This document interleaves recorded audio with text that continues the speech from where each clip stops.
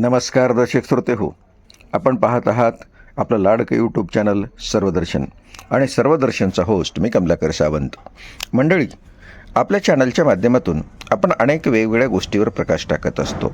किंबहुना जगाच्या चालत असलेल्या वेगवेगळ्या घटनांना, वेगवेगळ्या कार्यक्रमांना आपण आपल्या चॅनलच्या माध्यमातून सर्व दर्शक श्रोत्यांना दाखवत असतो. मंडळी, दररोजचा दिवस जसा नवीन काहीतरी चांगलं घेऊन येतो, त्याच पद्धतीने काही खास दिवसासाठी आपणाला सर्वांना नवीन प्रेरणा मिळेल असे वेगवेगळ्या व्यक्ती आपल्याला भेटतात. असाच एक कार्यक्रम परवा ग्रामीण श्रमिक प्रतिष्ठान बुदोडा संचलित स्वाधार अंध अपंग पुनर्वसन केंद्र बुदोडा, जिल्हा लातूर या ठिकाणी झाला. खरं तर या कार्यक्रमाचं आगळं वेगळं कौतुक करण्यासारखा भाग म्हणजे 16 दिव्यांगाचा आणि 16 सन्मानाचा 2025 असा यावर्षीचा दिव्यांगाच्या सन्मानाचा 16वा वर्षाचा कार्यक्रम संपन्न झाला. मंडळी, एकीकडं हा एखाद्या संस्थेचा छोटासा कार्यक्रम होता, दुसरीकडं महाराष्ट्रालाच नाही तर भारताला स्वाभिमान वाटावा अशा दिव्यांग व्यक्तीच्या कार्याचं कौतुक सर्वांसमोर मांडून अशा कौतुकपात्र व्यक्तींना सन्मानित करण्याचं हे काम होतं. या कामासाठी महाराष्ट्रातील मान्यवर सर्व अशा समाजसेवी आणि सर्वोत्कृष्ट कार्य करणाऱ्या दिव्यांगांना बोलवण्यात आलेलं होतं. त्यामध्ये खास करून जी मंडळी आपल्याकडं उपस्थित झाली त्यामध्ये श्री हेमंत पाटील, ज्यांना स्वर्गीय नायडोळे प्रेरणा पुरस्कारानं गौरवण्यात आलं, श्री डॉक्टर भावेश भाटिया, ज्यांना स्वर्गीय प्राध्यापक विजय कुलकर्णी दिव्यांग उद्योजकता पुरस्कार देऊन सन्मानित करण्यात आलं. त्यासोबतच श्री राजकुमार हिरवे, ज्यांना स्वर्गीय माननीय यदुनाथ थत्ते कर्मयोगी पुरस्कार देऊन गौरवण्यात आलं. त्यासोबतच श्री सागर बोडके, स्वर्गीय श्रीमती अंजनाबाई पुंडलिकराव लहाने कृतज्ञता पुरस्कार देण्यात आला. आणि त्यानंतर श्रीमती खुशी गणात्रा, स्वर्गीय श्री पुंडलिकराव लहाने स्मृती पुरस्कार ज्यांना दिला गेला. आणि त्यासोबतच महमूद मुबारक मुझावर, डॉक्टर दादासाहेब गुजर आरोग्यरक्षक पुरस्कारानं ज्यांना गौरविण्यात आलं. अशा या मंडळींना सर्वप्रथम ग्रामीण श्रमिक प्रतिष्ठान संचलित स्वाधार अंध अपंग पुनर्वसन केंद्र बुधोडा या ठिकाणी बोलवण्यात आलं होतं.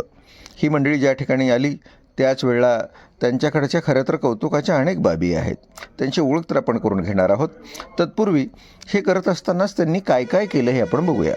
पाहुण्याने ज्यावेळा या संस्थेमध्ये आले तेव्हा सर्वप्रथम त्यांनी दिव्यांग मसाज ट्रेनिंगला भेट दिली आणि त्या ठिकाणी भारतभरातून किंबहुना महाराष्ट्रातून आलेले अनेक दिव्यांग स्वतःच्या चरितार्थासाठी मसाज ट्रेनिंग कसं शिकतात, शिवाय मसाजमधून त्यांना नेमकं काय मिळतं आणि आतापर्यंत मसाज ट्रेनिंगमध्ये यशस्वी झालेली काही मंडळी आहेत का याचा मागोवा त्यांनी घेतला.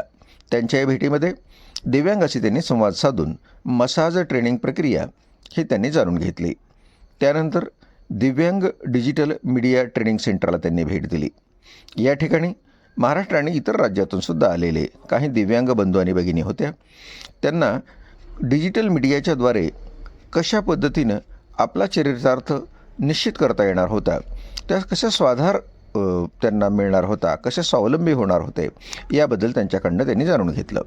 त्यानंतर दिव्यांग creation and readymade cloth centre या ठिकाणी ते गेले. त्या ठिकाणी दिव्यांगाकडनं नवनवीन अशा पद्धतीच्या वस्तूंची निर्मिती होत होती. खास करून कपड्यांपासून तयार केल्या जाणाऱ्या रेडीमेड क्लॉथ यांनाही त्यांनी पाहिलं आणि काही सूचना पण केल्या आणि त्यांना कौतुक वाटलं की दिव्यांग क्रिएशनद्वारे अशा सुंदर पद्धतीनं लोकांच्या जीवनामध्ये त्यांना आनंदही वाटेल अशा कपड्यांची निर्मिती त्या ठिकाणी होत होती. त्यानंतर त्यांनी नॅचरोपॅथी ट्रीटमेंट सेंटरलाही भेट दिली आणि महाराष्ट्रातून आणि बाहेर राज्यातून येणाऱ्या परंतु फक्त नॅचरोपॅथी पद्धतीनं नैसर्गिक पद्धतीने ज्यांच्यावर उपचार केले जातात आणि ज्यांना वेदनामुक्ती दिली जाते त्या सेंटरलाही त्यांनी भेट केली. खरं तर या सर्व कामामध्ये इथं आल्यानंतर त्यांना सुरुवातीला श्री हरिश्चंद्र सुडे यांनी सर्वांचं स्वागत केलं होतं. तर या सर्व भेटींमध्ये त्यांना या संस्थेसाठी असलेले नवीन कार्यकारी अधिकारी प्रशांत सुडे यांनी सर्वांना वेगवेगळ्या सेंटर्सना भेटी घेण्यास मदत केली. त्यासोबतच प्रेरणा सुडे यांनीही त्यांना विविध प्रकारच्या सुविधा उपलब्ध करून दिल्या. आणि खरं सांगायला आनंद वाटतो की ज्या वेळेला प्रत्यक्षात त्यांचा सत्कार सुरू झाला आणि यांच्या कामाचे कौतुक करण्यात आलं त्यावेळेला त्या कार्यक्रमाचे प्रमुख होते जगप्रसिद्ध डॉक्टर श्री विठ्ठल लहाने.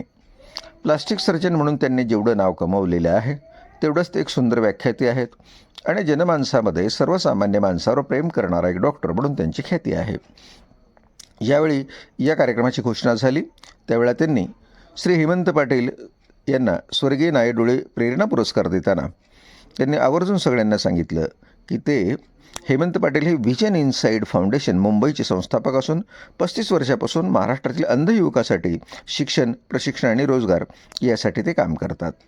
त्यानंतर जेव्हा डॉक्टर भावेश भाटिया यांचा नंबर लागला आणि त्यांना गौरवण्यात आलं त्यावेळेला त्यांना स्वर्गीय प्राध्यापक विजय कुलकर्णी दिव्यांग उद्योजकता पुरस्कार देत असतानाच भाटिया हे एक सामाजिक उद्योजक असून त्यांनी सनराईज कॅन्डल्स या प्रसिद्ध मेणबत्ती उद्योगाचे संस्थापक आहेत. दृष्टी गेल्यानंतरही हातगाडीतून मेणबत्त्या विकण्यास सुरुवात करणाऱ्या या व्यक्तीनं जगाच्या नकाशात स्वतःचं नाव कोरलं असून 60 देशामध्ये ते स्वतःच्या मेणबत्त्यांचा प्रचार करतात, विकतात आणि त्याहीपेक्षा महत्त्वाची गोष्ट आहे आत्तापर्यंत 10,000 दिव्यांग व्यक्तींना त्यांनी रोजगार मिळवून दिला आहे. त्यानंतर पुढची व्यक्ती होती श्री राजकुमार हिरवे, ज्यांना स्वर्गीय माननीय यदुनाथ थत्ते कर्मयोगी पुरस्कार देण्यात आला. त्यांचा विचार केला तर ते पुणे येथील एका झुंज दिव्यांग संस्था या संस्थेचे संस्थापक आहेत आणि त्यासोबतच 500हून अधिक दिव्यांगांना त्यांनी मोबाईल रिपेअरिंगचं प्रशिक्षण दिलेलं आहे आणि त्यांना स्वावलंबी केलेलं आहे. तर 72 आंतरजातीय विवाह त्यांनी आतापर्यंत यशस्वीरितीनं घडवून आणलेले आहेत. मंडळी, यानंतर पुढचा क्रमांक होता श्री सागर बोडके यांचा. त्यांना स्वर्गीय श्रीमती अंजनाबाई पुंडलिकराव लहाणे कृतज्ञता पुरस्कार देण्यात आला. सागर बोडके हे 75% दृष्टीबाधित असूनही ते बँकेत क्लर्क म्हणून काम करतात आणि दिव्यांग युवकांना गिर्यारोहण आणि साहस सहल सायकलिंग या क्रीडा प्रकाराचे प्रशिक्षण देतात. 2019मध्ये त्यांनी शिवऊर्जा संस्थेमार्फत 500 दिव्यांगासोबत कळसुबाई शिखर सर केलेले आहे. एवढं वैशिष्ट्यपूर्ण काम त्यांनी केलं आहे. त्यानंतर श्रीमती खुशी गणात्रा यांना स्वर्गीय श्री पुंडलिकराव लहाणे स्मृती पुरस्कारानं गौरवण्यात आलं आणि त्यांचा विचार जर केला तर त्यांनी आपल्या अपंगत्वावर मात करीत सोल्युशन स्पीकर म्हणून त्या कार्यरत आहेत. त्या सुगम्यता व वैद्यकीय मदत यावर सक्रिय कार्य करणारे आहेत. डिजिटल मीडियाच्या माध्यमातून त्या दिव्यांगाच्या प्रश्नावर जागृती करत असतात. आणि मंडळी, त्यानंतर डॉक्टर दादासाहेब गुजर आरोग्य रक्षक पुरस्कार ज्यांना दिला ते महमूद मुबारक मुजावर हे याच संस्थेमध्ये जे विद्यार्थी होते आणि आज एक उत्तम ॲक्युप्रेशर आणि मसाज थेरपिस्ट म्हणून काम करतात. त्यांनीही अंधत्वावर मात करून सांगली मिरज या ठिकाणी लोकांच्या वेदनामुक्तीचं काम करत आता त्यांनी स्वाधार केंद्राचं प्रशिक्षण घेतलं होतं आणि इतरांना ते स्वाधार द्यायला तयार आहेत. असा सर्वांग सुंदर कार्यक्रम या ठिकाणी झाला.